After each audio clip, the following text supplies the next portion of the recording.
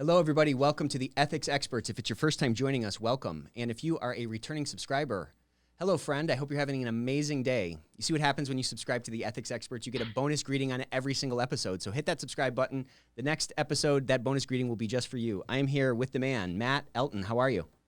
Hi, nice to be here, Nick. I'm absolutely brilliant. Good, very good. So welcome on the Ethics Experts. Pretty excited to chat with you. You are a Regtech thought leader. You're a practitioner. You founded an international group focused on Regtech. How would you introduce yourself, Matt? Well, I'd say I'm firstly a technology leader with a focus on cybersecurity, data privacy, governance, risk, regulatory compliance. So really focused on how to use technology to unlock real business value in those areas of compliance, and particular focus around regulatory technology, as you mentioned. So I suppose the last few years I've been very focused on how to get real value out of using technology in the regulatory space. As you mentioned, I was one of the co-founders of the International Regtech Association. I'm also co-founder of the Regtech Accelerator, which helps Regtech firms to grow and to scale and to internationalize their propositions. Very cool. So, so much to talk about with you. This is such a hot button issue. It's kind of top of mind for so many folks as we're swimming in these, we've like found ourselves in these lakes of data. Don't know where the data came from. Don't know if we have the right controls on it. Don't know if we're using it in the appropriate ways, depending on what jurisdiction there is. So there's a lot we're going to get into. But before we dive into that, tell me a little bit about this accelerator, because these are really cool. These are really cool things that have sort of come around in the last kind of 10 to 15 years. How do you help these RegTech businesses sort of scale up, and what are you really focused on in terms of helping them accelerate? Yeah, so I think one of the things that differentiates our accelerator from many of the accelerators out there, which all have their own specific focus, is we tend to focus very much on practical assistance. So taking things like product market strategy, doing market research, taking market knowledge, and helping firms to align their propositions with the needs of the market, helping them to make informed decisions about market strategy. We work with marketing, with doing actual creating actual content that can be used for positioning products and services, or even for generating and nurturing specific leads. We help with sales, so taking those leads, engaging with prospects, really working the pipeline to turn those prospects into real sales. We have a back office operation that can help firms do things like RFI, RFP responses, public sector bids, things that firms, if you've not done it before, it's something of an art, and it can be quite daunting if you're faced with an RFP process and you don't know how to respond, and you don't know how to necessarily how to position yourself in the best possible way. So that's the back office service. And then the other side of it is all about international strategy. So when firms are ready to explore new markets, looking at which markets make sense, looking at how a firm's products fit with the competitive landscape in those other markets, and indeed helping firms once they make a decision to go to a new market, helping them to position themselves, helping them to get the exposure that they're looking for, and ultimately helping them to win business in those new markets. So the thing I kept hearing as you're describing this is helping. And, the thing that I'm always struck with in the ethics and compliance, for lack of a better term, this broad umbrella under which many of us find ourselves, is that it's a really unique market that we're in. There's an opportunity for us to help each other that doesn't really exist in a lot of other markets. There's not these marketing accelerators where marketing folks are working with marketing folks from other companies to really help them.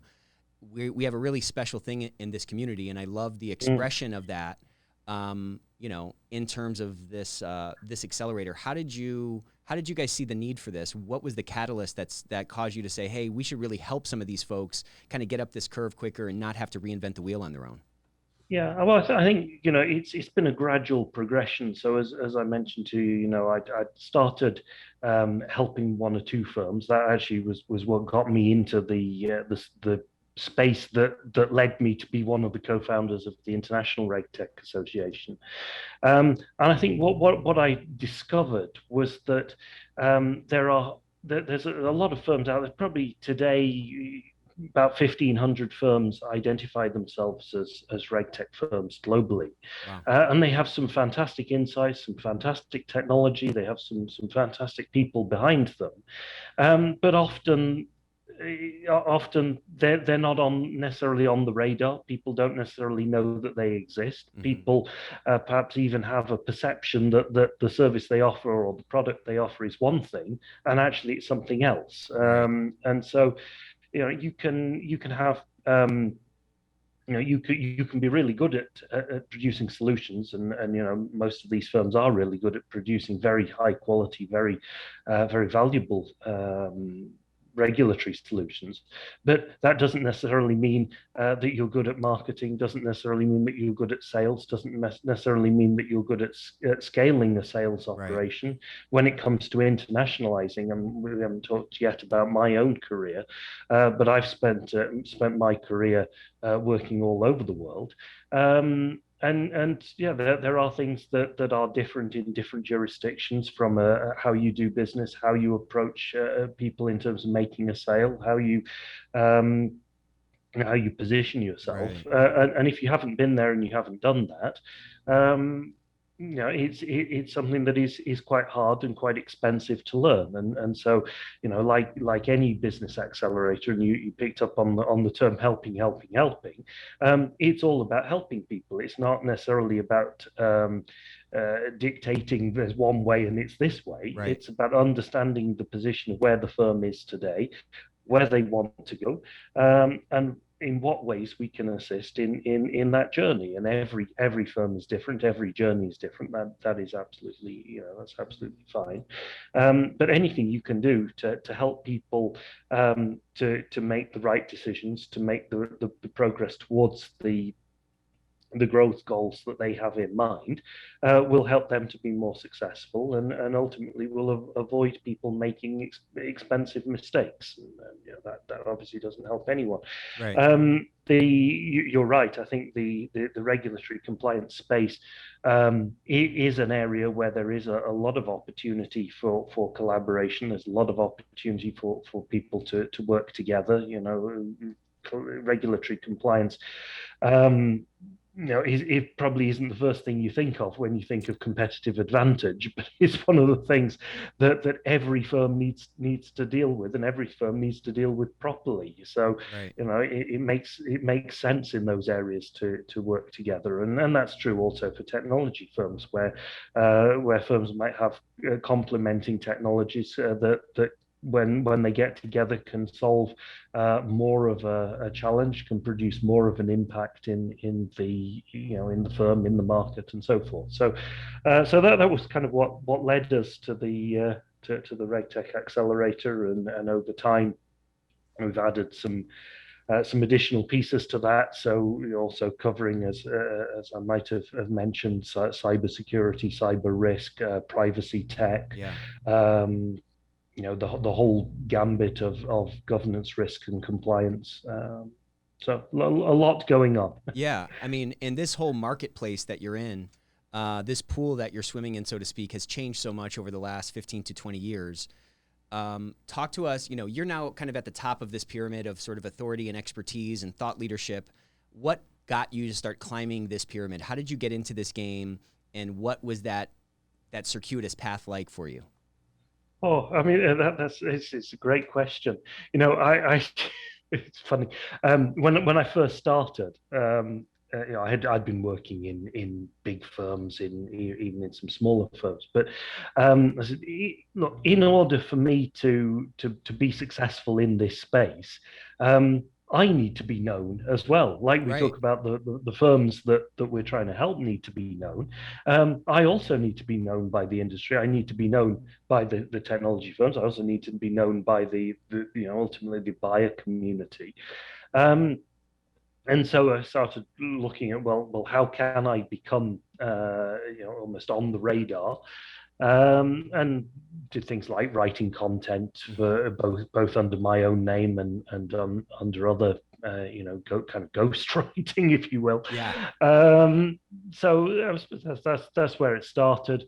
And of course, social media being what it is today, when you start talking about a topic and when you start talking about quite a niche topic, people start to notice and people start to reach out to you, and you start to have some really interesting conversations with people, and that kind of, one thing led to another.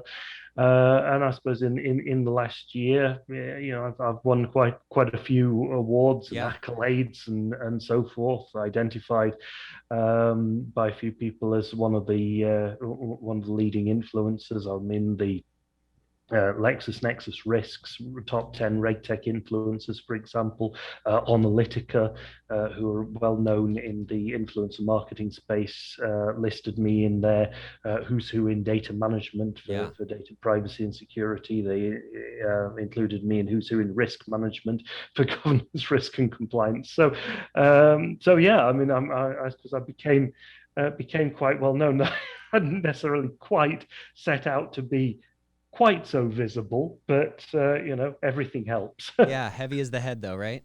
That's Um, it. so, that's such an interesting thing to me. So you're in this space, you see this opportunity, and you see this opportunity to kind of put yourself out there, to try to become a thought leader. And look, I mean, we're at the kind of, we're at the other side of it now where you're on these, high profile lists, and, you've sort of achieved this thought leader status that a lot of people try to put on themselves.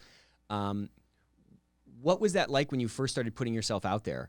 What was it like when you were like, all right, I got to start generating content, or I need to be known? There was some catalyst that caused you to go from, presumably a couple hundred, followers on LinkedIn to now, kind of 20,000, and you being on all these lists. What was the nature of that catalyst, and what was your drive to kind of try to ascend to that position? Well, in a certain way, it was being in the right place at the right time. So, I'd gotten into I suppose, the regtech industry while the regtech industry was itself developing, Yeah. and by being, by being one of the co-founders of the International Regtech Association, perhaps that gave me the ear of some people. But what I found was people were actually, I was saying things, people were actually listening. Yeah. that Amazing. was that was quite amazing. You think, um, in the world, I'm just one voice, but you start talking about things, people are listening to it. Yeah. Oh, okay. You better watch what you say. Yeah, be careful, right? Yeah, it's all there. It's all there in the ether forever. I read an interesting article. I mean, you got a ton of writings, you have a ton of articles out there. I read a recent one about sort of the intersection of ESG and RegTech, and I'd love to kind of dive into that. ESG is sort of Mm, top of mind it's a buzzword now. It's kind of in the conversation, and I think the seeds have been planted for that perhaps 30, even 40 years ago, but now it seems to be kind of coalescing into a thing. What are some of the reg tech considerations that you see people not kind of making with respect to their ESG initiatives, and how do you see reg tech sort of interweaving with a more mature ESG program that'll be here mm, in 5 or 10 years? Yeah, sure. I mean, I'd say that there's two sides to it. One is the firms themselves, so the big regulated firms who will have now ESG targets, they'll have ESG obligations. You see regulators around the world jumping on ESG as something that they expect the firms they regulate to be doing something with. Right. Now, you've got to produce evidence. You've got to be transparent. You've got to demonstrate that you are taking these seriously. And that could be everything from, on the environmental side, are we using clean energy? Are we, Mm-hmm. are we behaving ourselves? All the way through the social aspects. Who are we employing? Are we treating them fairly? Are we treating them equally? Are we giving equal opportunities across the board? And of course, governance. Like everything in governance, are we doing what we're supposed to do? And are we doing it the right way? So there's one side to it, which is helping firms and to collect all those metrics, to collect all that data, to demonstrate in real time where they are. Boards are going to be taking a big interest in, if they're not already, they certainly will be. Where are we as a firm? Have we done what we need to do in order to meet our obligations?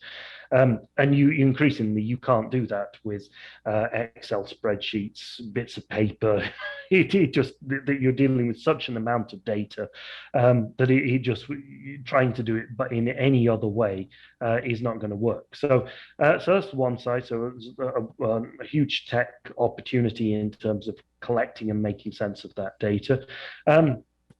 And the other side of it, of course, is when looking at investments, when looking at what you're going to invest in, you're going to be looking at, or whether that be advisors or whether that be individual investors, you're going to be looking at, well, where are these firms vis-a-vis ESG? Are they something? If I want a very ESG centric portfolio, I'm going to need evidence, or my advisor is going to need evidence, and that's a whole area where I would see a lot of activity in terms of producing solutions to help fund managers, to help advisors to understand, where are particular funds vis-a-vis, or where are the firms that comprise those funds vis-a-vis their ESG obligations. So just curious, there's obviously a ton of challenges with respect to like comparability between firms with respect to their ESG initiatives. How do you think this is going to settle out? I mean, 10 years from now, we're probably not going to be blindly feeling our way through this ESG forest. There's going to be some paths, kind of carved out of it. Do you think it's going to be some kind of an ESG score? Do you think there will be an E score, an S score, and a G score? Like, how do you think we're going to be able to overcome the incomparability that exists between disparate operations in different jurisdictions and different sort of markets and different regulatory, challenges that guys have to sort of sort through?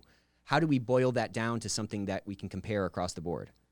Yeah, well, I think the obvious thing is standards, and it's going to, if it doesn't come from the regulator side, which it probably will, but if it doesn't, it's going to end up coming from market demand. So, if you are trying to compare, as you described, and you're trying to compare cross jurisdiction, potentially cross-industry, cross-vertical, and they're all calculated in different ways, and all the information is exposed in different ways.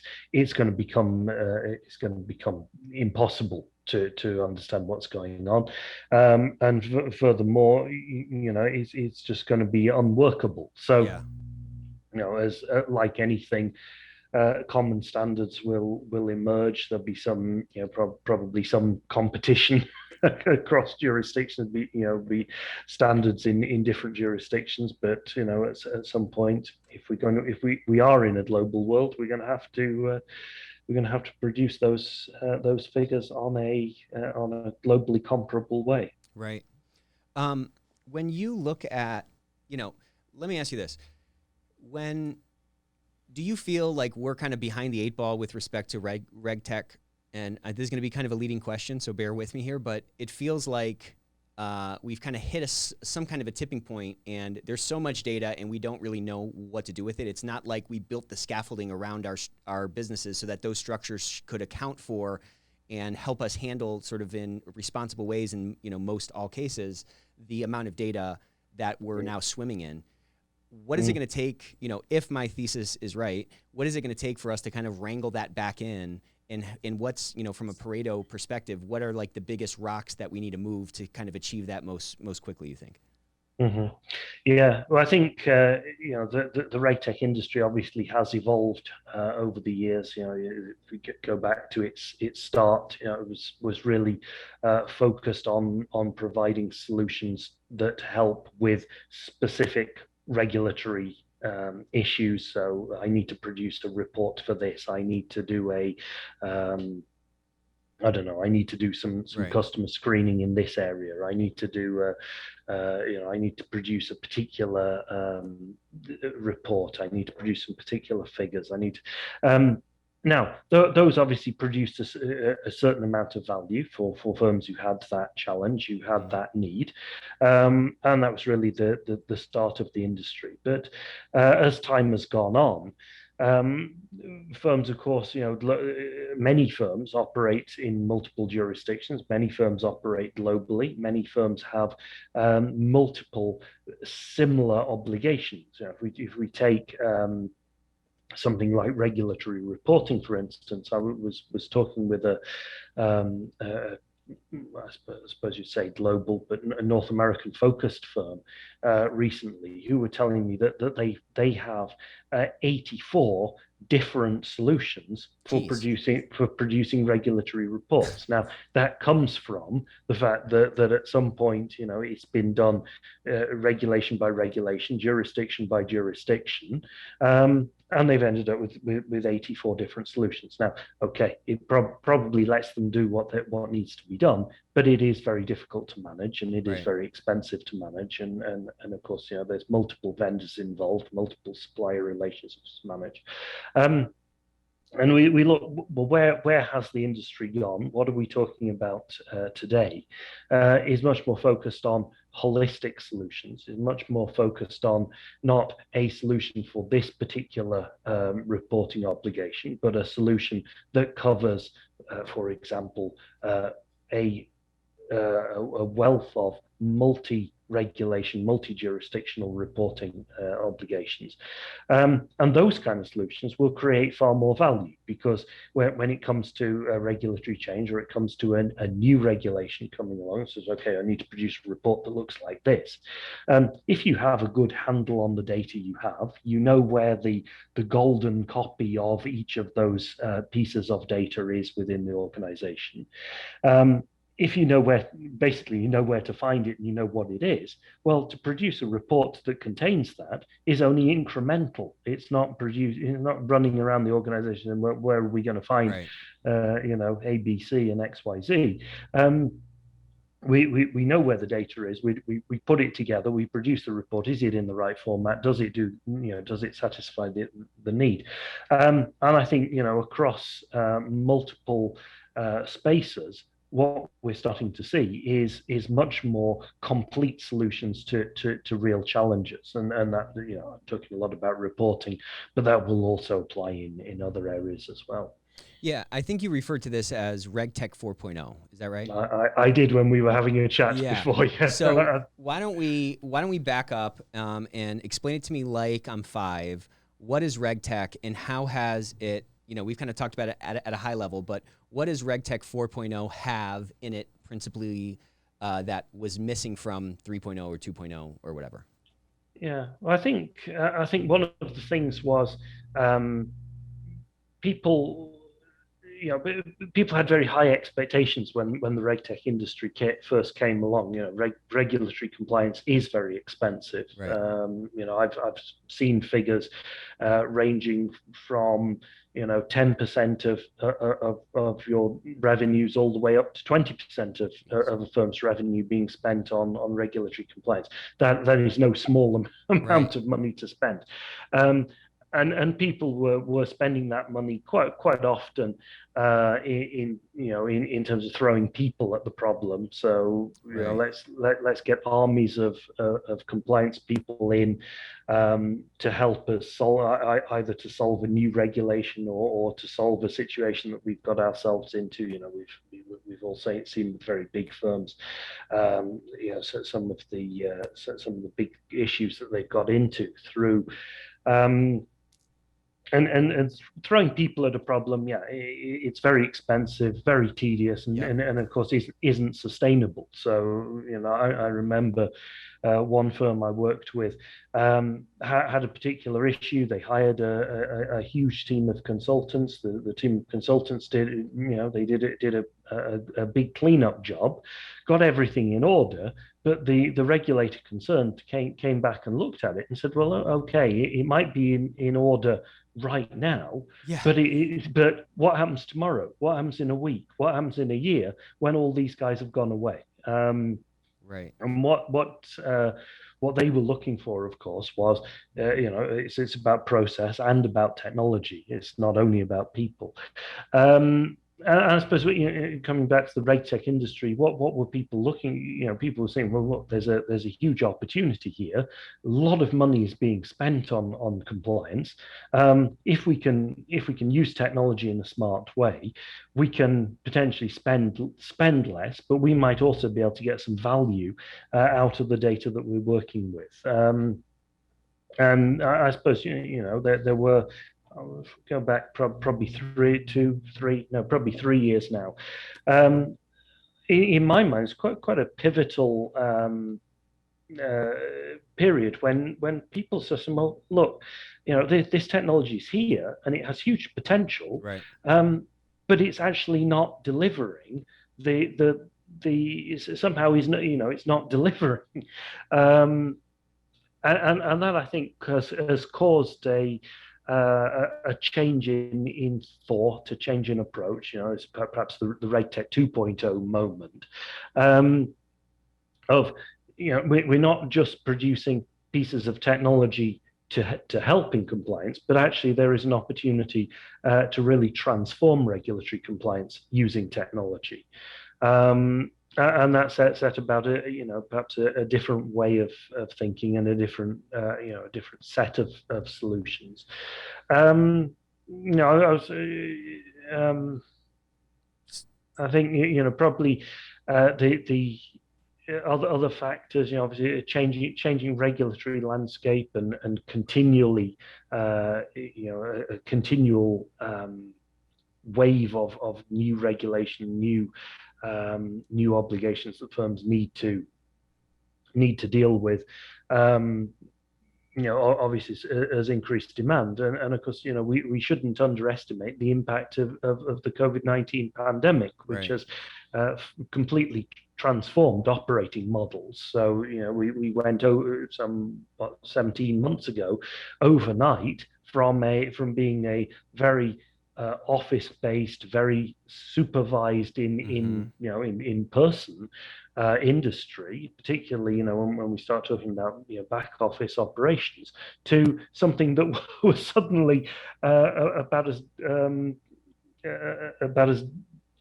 disparate as could possibly be. And you've Right. got people who've spent decades sitting in a very supervised environment, suddenly, sitting in their home office, sitting at their kitchen table, sitting on the couch, Right. doing very sensitive back office work. And that has had a huge change. We can call it digital transformation, or we can call it something else. But it has been a huge shift in terms of operating model. And if you have that kind of shift in operating model, you need to change the way in which you regulate. You need to change the way in which you supervise. You need to change the way in which, as a compliance officer, you look after that whole operation. And that has generated a whole new demand for tools and solutions, which are more focused on well, how do I in this new paradigm, how do I view my whole organization? How do I view the compliance of my whole organization? How do I ensure that the organization is operating in the right way? How do you, for example, in an environment where everyone is working from home, how do you create a compliance culture, and how do you maintain a compliance culture? It's quite different than you would have done even 2 years ago, where you were probably doing that in a face-to-face in an office environment. Yeah.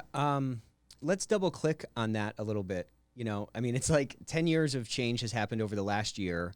We're playing catch up. Our data is kind of all over the place. People, like you said, we're in these sort of in-office structures. They're in their out-of-office structures.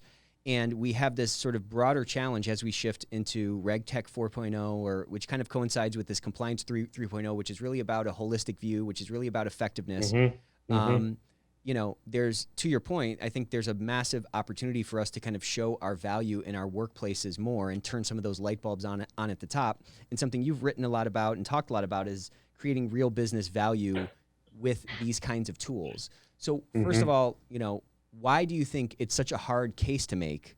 You know, I mean, we're talking to presumably smart people on the other side of the table, right? Whose light bulbs we're trying to turn on and show that like there's value here. Why is it Yeah. like, why do our wheels spin so much when talking to these people? And what tactics have you seen that help kind of accelerate that light bulb turning on quicker? Mm.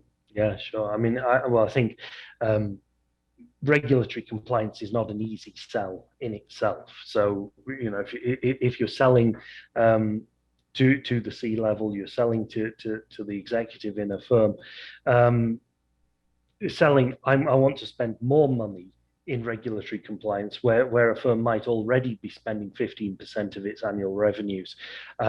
Simply to, in many cases, simply to continue to be able to sell the products and services Right. it sells. That's quite difficult. You might have a very forward-thinking compliance officer who absolutely sees, absolutely buys all of the things that we've just talked about, having a holistic view, knowing what is going on in the organization, and knowing that all the things we're doing from a regulatory perspective are being done correctly, are being done, in a compliant fashion. But you're already a cost center, and trying to spend more money in something that is already a cost center is not an easy sell. That said, if you can start to show, and this is one of the things, as you picked up on, that I've written about extensively, if you can start to show a business value. I mentioned competitive advantage earlier. Yeah. As people don't necessarily think of regulatory compliance as a competitive advantage, but if you can show some other benefits that come from doing what you need to do from a compliance perspective, you can start to sell that to other people in the organization. You can start to sell that to commercial people, Right. to chief financial officers, chief revenue officers. If we talk, you mentioned a few times having a good handle on the data we have, but it's more than that. If you have a good handle on the data you have, are you actually making the most of that data? Buried in that compliance data are actual business insights. There's customer insights. There's insights into the business itself. The products. We might be talking about financial products. What are we selling? How successful are those products? Could we if we adapted the product offering slightly, would they be better suited to the type of clients that we have? Would we be able to, it's a big focus, as you probably know at the moment, in terms of best interest, and demonstrating that what we do is in line with the client's best interest. Now, the more we know about what we sell, the more we know about the client, the more suitable those products will be inherently. And so demonstrating they were in the best interest of the client becomes easier. And we may even find the more we know about a client, we might be able to sell them things that we previously couldn't sell them, that we were perhaps even afraid to sell them for even for compliance reasons. 10 years of regulatory change.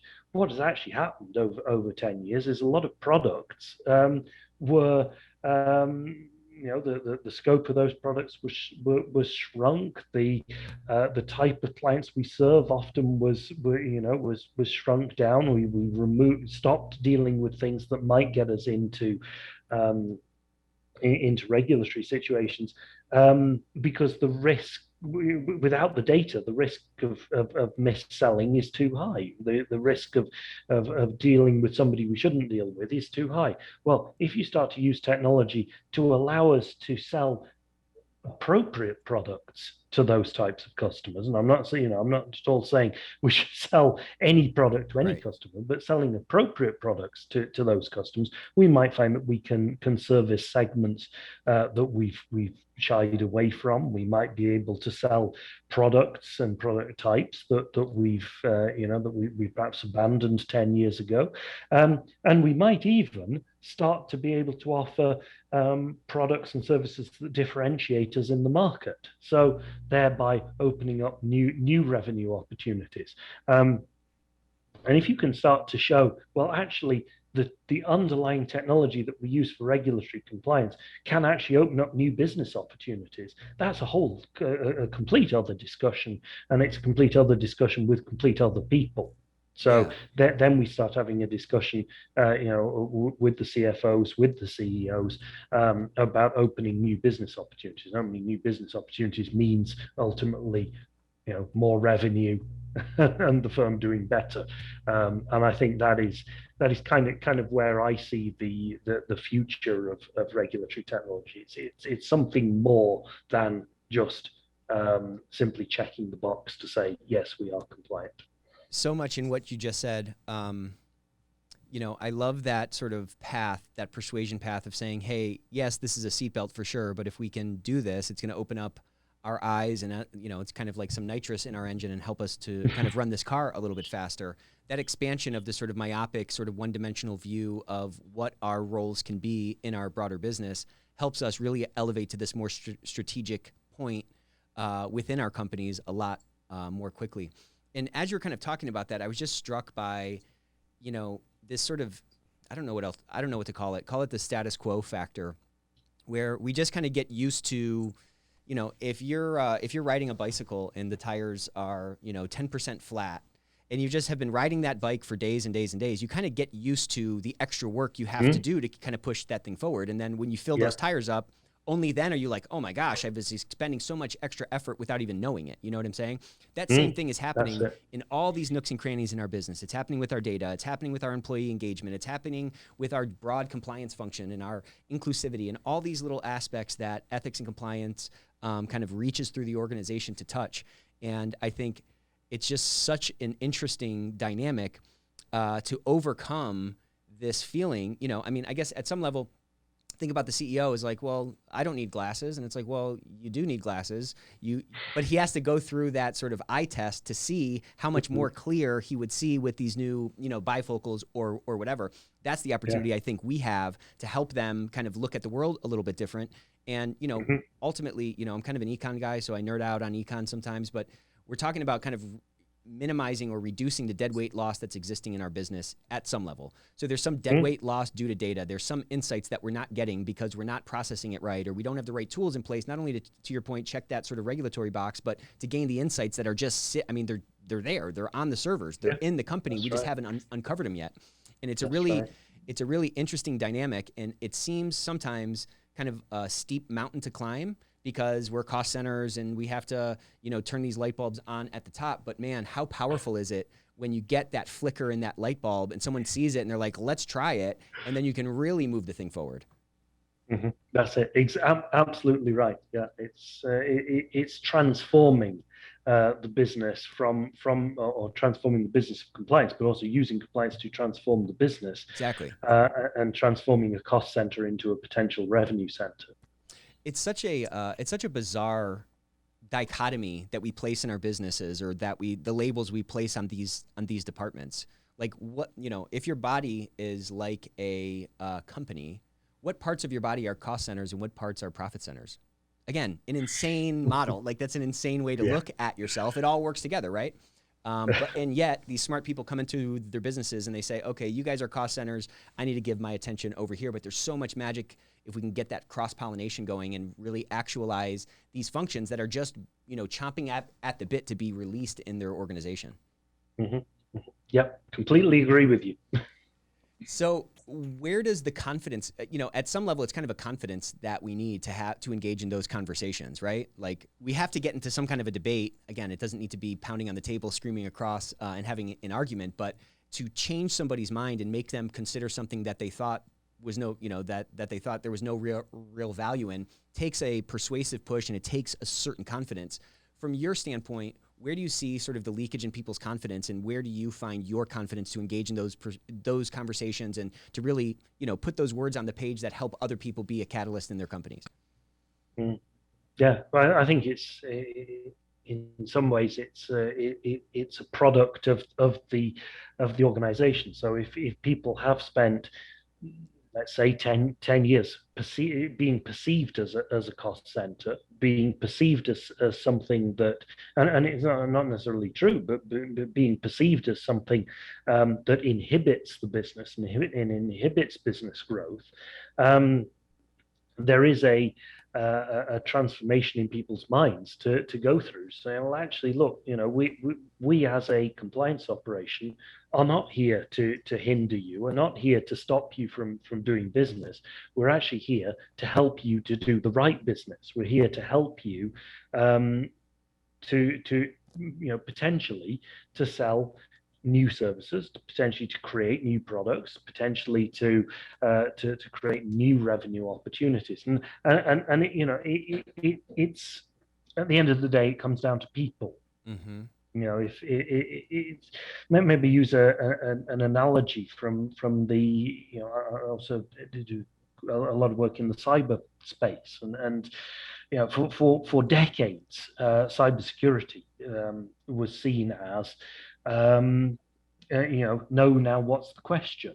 And of course, people find ways around it. There are figures out there, quite astounding figures, saying since people have been working from home, they 90% of people have found ways round the cyber controls that the organization has put in place, and that can be things like they sit there with two laptops on the desk, one from the organization, one of their own.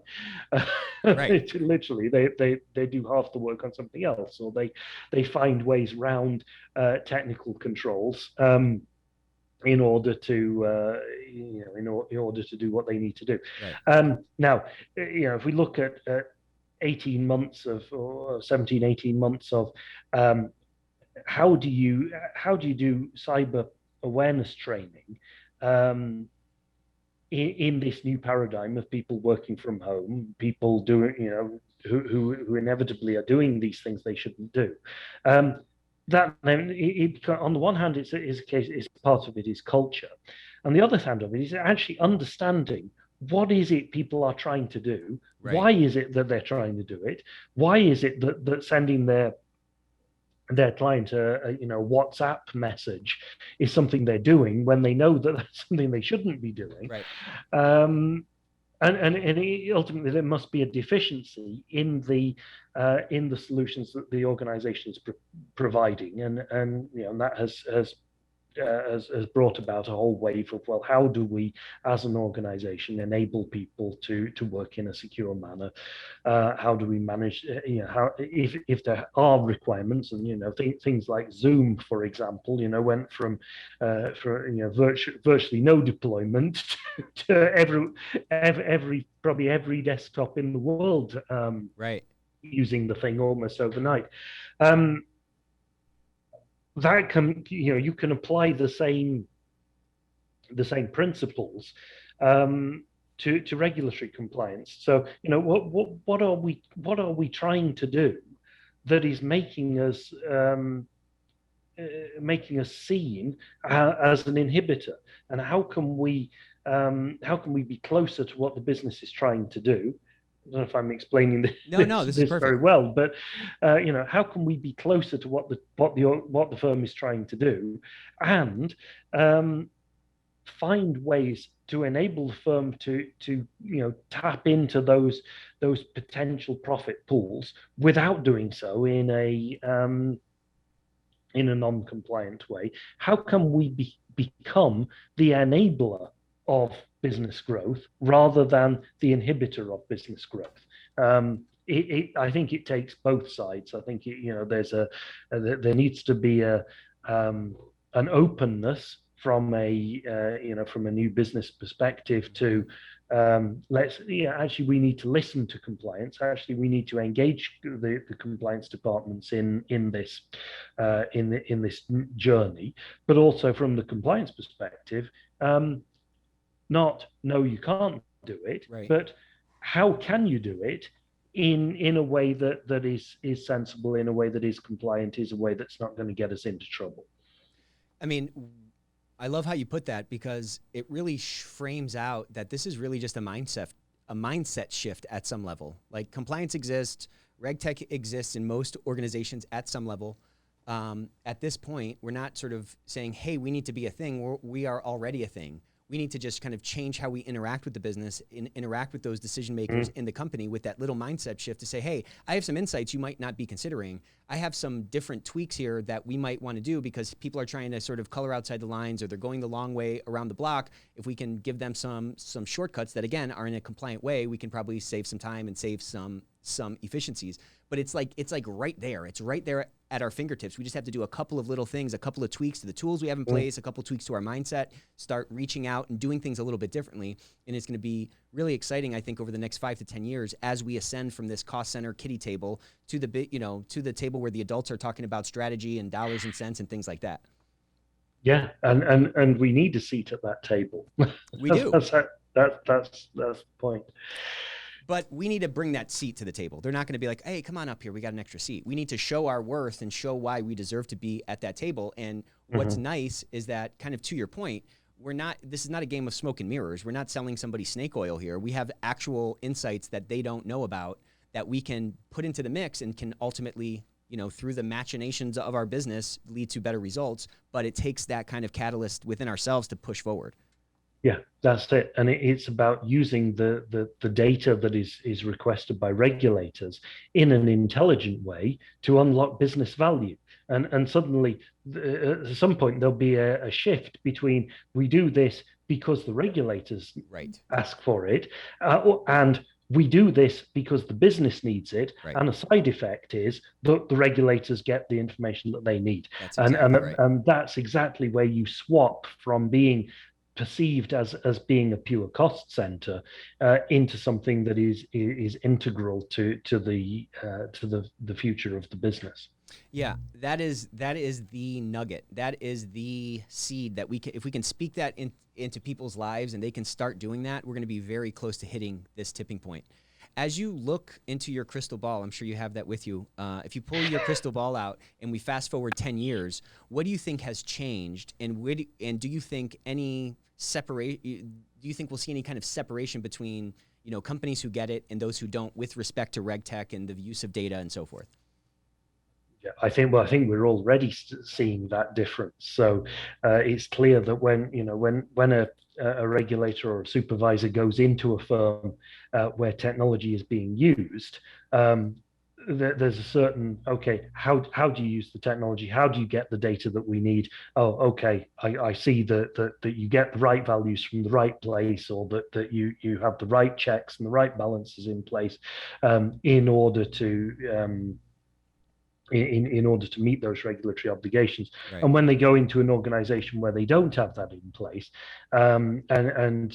it's well, show me the records. Okay, we'll go in the back room and we pull out a stack of paper files. Right. They then approach those funds in a very different way, and they start to ask very different questions. So I think that is, that journey has clearly started. From a business perspective, if we roll down even a few years down the road, firms who have really embraced technology in the process, in that end-to-end process, and are using technology. Let's say something simple like customer onboarding and client due diligence. Mm-hmm. If you're doing that in a technology-centric way, if you're gathering all the data using technology, you're doing all the checks on the data you have gathered, whether that be the authenticity of the documents that you've been provided, or the individual who's presenting themselves, or the organization in the case of an institutional client. Mm-hmm. If you're already doing that and you've already got that workflow in place, the likelihood is that the customer experience is going to be much, much better. So an organization where I walk in and I present my documents and they take the information they need and can give me a decision real time, Yes, you are who you say you are. Yes, the documents you've presented are your documents. You Right. genuinely are that person. You're not on any sanctions lists. You're not politically exposed. You're, the organizations you're representing, et cetera, et cetera, et cetera. The customer experience is a very positive one. I Right. can start doing business with that organization very quickly. Maybe even in real time. Yeah. If Right. I go in and I've presented all my stuff, and I can make an investment there and then, or I can make an investment, in an hour or so. Somebody who does all that process in paper, does all that process by Right. hand, not only probably doesn't have the same level of confidence in the checks that they're carrying out, because a visual check of a document vis-a-vis an electronic check of a document, is potentially exposing us to counterfeits, Mm-hmm. stolen documents, etc., etc. But the actual customer experience may be much worse. If you say, well, okay, present the documents, and in a week's time, we'll be able to deal with you. Our customer's going to hang around, and I imagine, the further down that road we get, the harder it's going to be for organizations who haven't put in place those technology solutions, who haven't put in place the technology enabled workflows to different points in the business, Right. to really work in a customer centric way. Customers are going to say, well, look, you want me I want a simulation of this situation. Oh, well, come back in 2 days. Yeah. Or 2 weeks even. Hey, I got Or to two run a bunch weeks, of or paper processes here. The speed to business, is hindered by all of this, all these checks and things that we may need to do given the situation that we're talking about. Yeah. exactly. And you can apply that throughout the customer life cycle. So one thing, onboarding a client. It's another thing, doing business with the client. The customers expect business on their terms. They expect to be able to interact with technology. They expect to be able to do business Right. whenever and wherever they want. They expect an instant response, Right. and that has become uh, probably even more so Right. over the course of the pandemic, where people have engaged much more with technology than they have done. The end result, if in 10 years' time you're trying to do things manually, you have workflows that are not streamlined, you don't have at least some level of robotic process automation in place, you're going to be left behind. You might not even be in business in 10 years' time. Yeah, that's a good point. Yeah, if it's like swimming through molasses to do business with you, then you're not going to be doing business too long. yeah, yeah. Um, It's okay if it's the same everywhere, but right. if it's like that with you, but the guy across the street can do everything in 10 minutes, and while you're sitting there, or even you don't need to go across the street, you do it from home. Right. You do it you sit there with your phone or your tablet, and you do the whole thing in a painless fashion, but still a compliant, and in fact probably even more compliant fashion. Who's going to get the business? Is Yeah. it you, Exactly. or is it the guy who does everything by hand? I think that the answer is obvious. The thing I was struck with during this conversation, which is pretty obvious, obviously to you, but there's people at the end of all of this stuff. We're not just compliance officers over a pool of data. We're compliance officers over a pool of data that represents people and how people interact with our systems and with our Mm-hmm. business and so forth. And I think if we myopically lose sight of that, then we're going to just feed into that reputation that many organizations or many departments have of being that, I love how you put it. You said, the answer is no. Now what's the question? Like that thing, we need to break that archetype. We need to break that sort of Yeah. stereotype. And I think a really quick way to do that is to kind of bring the human element into it and recognize that there are humans at the other end of these things. And if we can actualize those experiences in a more meaningful way, the odds of us changing that moniker or whatever, is kind of cast on us is going to be accelerated. Mm-hmm. Mm-hmm. Yeah, absolutely. And embracing technology in the regulatory environment, uh, on the one hand, helps us to get real visibility of the environment that we're managing, but also to gives us visibility of opportunities that we might not have even known exist Right. with our clients and in the wider market. Right. So this has been a great conversation. I appreciate you coming on. How can people find you? How can they learn more about you, and how can they get in touch? Yeah, so I am quite well quite well known in social media, as you mentioned. LinkedIn, Twitter. There's a lot of following there. So do reach out to me there. You can send me a connection request. You can send me a message. Always, I always like to meet new people. I always like to get different insights, to understand where different people are on that journey. So do get in touch with me, and I would be delighted to speak with you. Well, thank you so much for coming on, Matt. Until next time.